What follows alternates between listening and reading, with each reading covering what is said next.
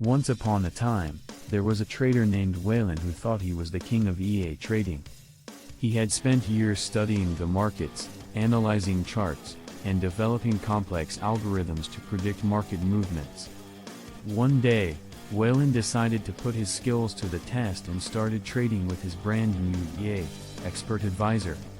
He was so confident in his creation that he set it to trade automatically without any human intervention.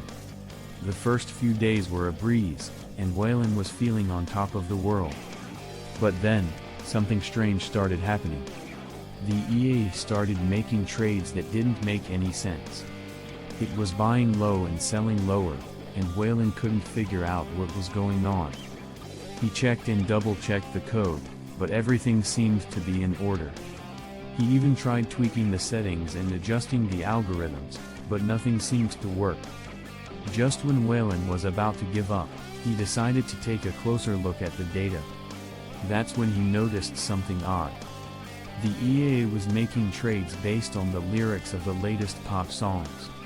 It turns out that Waylen had left his Spotify playlist on while developing the EA, and it had somehow picked up on the lyrics and was using them to make trades.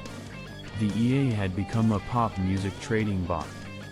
Despite the absurdity of the situation, Waylen was amazed at how accurate the EA was.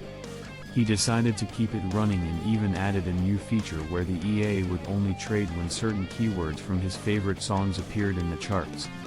In the end, Waylen's pop music trading bot became a viral sensation, and he made millions of dollars from his unique trading strategy. Who knew that pop music could be the key to successful EA trading?